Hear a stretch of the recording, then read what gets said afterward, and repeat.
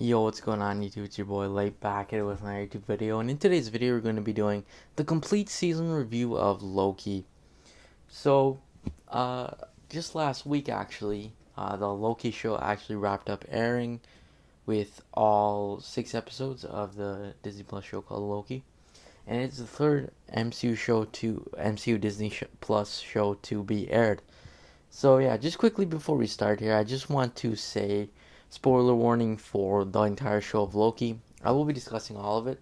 So yeah, click off the video if you haven't seen any of Loki show or even one episode or whatever, and come back here after you finish watching it if you want. So anyways, without ado, let's get into it. So like I just said, the third show called Loki has finally dropped on Disney Plus, and I definitely have a decent opinion on it. I mean, I like the show. It definitely has some flaws, though. I must say, it does have flaws. I would say. Well, other than that, let's get into some stuff I liked and disliked. Now, I thought the writing for the show was pretty well done. I mean, in terms of plot twists, character development, it does very well. It does a good job of doing it. Uh, those plot twists for the show were very good, especially with time variance authority or the TVA.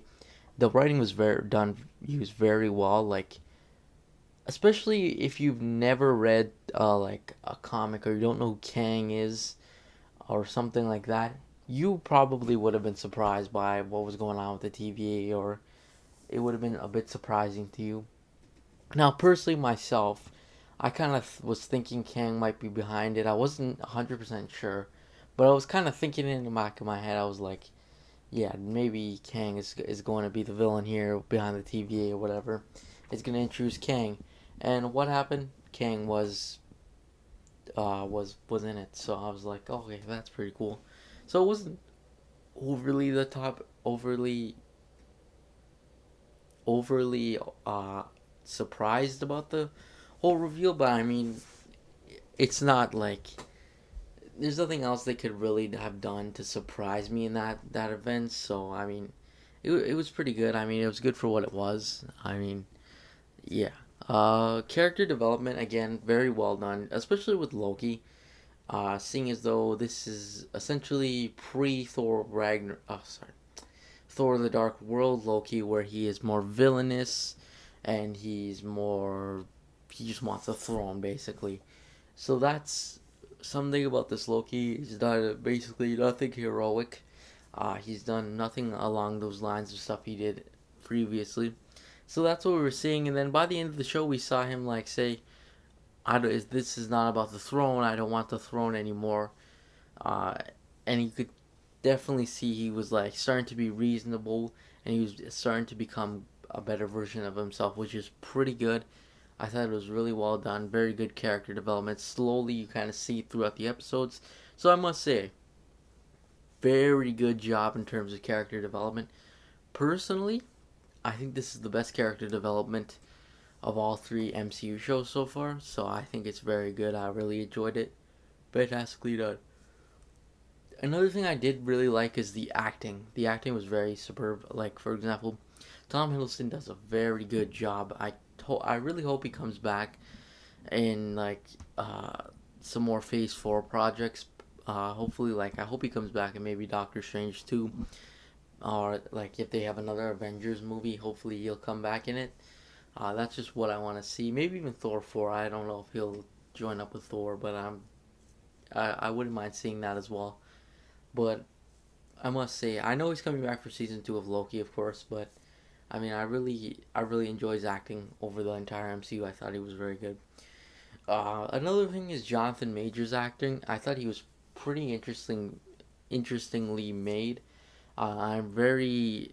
I thought Jonathan Majors does an excellent job. I can't wait to see him as Kang, uh, especially when he turns more villainous. Because if you realize during that show, the one that Loki and Sylvie saw was the one above all, which is supposed to be the like the most good Kang out of all the Kangs. So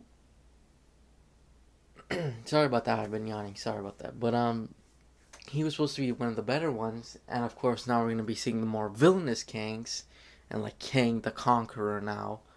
So that's gonna be interesting as well to see exactly what goes on. Uh, just in the sense that uh, we're gonna be seeing more villainous Kang. So I can't wait to see Jonathan Majors. I think he's a very good actor. The next thing I did like as well was, I'm gonna say half and half liked, because I did like the characters. The characters are very well done. Specifically, I thought Sylvie was done well. I thought the Lokis, the whole, like the kid Loki, crocodile Loki, old Loki, boastful Loki, all of those Lokis were done pretty well. I liked Sylvie. Sylvie was interesting, but in terms of Sylvie's character, I'm not too sure exactly what to say. Just in the sense, I like her character. It's just I have a lot of questions exactly about her character that'll hopefully be answered in season 2 of Loki. So it's not a big deal. Again, Loki's pretty an interesting, good character to like the main Loki. Uh, yeah, pretty interesting. Mobius is definitely an interesting character. Same with like Ravonna, but I feel like the characters need to take a bit of a jump in terms of if we see if we see Mobius again. My guess is we'll probably see Mobius in like season 2 of Loki. I don't think he's gonna really be in any other like the seasons of any other show or something. So I'm thinking maybe that Mobius would come back in season 2 of Loki. I don't expect him to see him. I don't expect to see him for a while. But I mean, Ravonna, I wouldn't be surprised if we saw her in like Ant-Man 3 or something. And so there's obviously improvements for that. And we all know Ravonna in the comics ends up becoming like Kang's wife, kind of. Slash, they have like a relationship and stuff like that. So it's interesting to see where that goes as well. I'm curious to see what that happens. Uh, Another thing I did like was how it set up the rest of the Phase 4. It just did a very good job. I know WandaVision technically kicked it off for Phase 4, but I definitely thought this really kicked it off and just showcased the multiverse and all these things that's gonna happen with the whole. Well, apologies, I keep yawning, but with the whole Phase 4 and the multiverse and stuff like that, setting up future movies, like it set up definitely a bunch of different stuff, like Ant-Man 3, Doctor Strange 2, Spider-Man No Way Home, all of that. Maybe even a future Avengers project. So that's something else as well to keep in mind as well. That I think that's pretty interesting. Uh, but anyways, some stuff I didn't really like. Pacing, I didn't really like the pacing too much of the show. It felt like a very slow show, and I mean, that's not a huge problem. But at the same time, I kind of wish for a little bit better pacing. But it is what it is. Yeah. But anyways, uh, again, I said this before. Mobius and Ravonna definitely need to be upgraded a little bit more, but I thought they could have been definitely more upgraded. Another thing too, this was a different kind of interpretation of of like the superhero genre.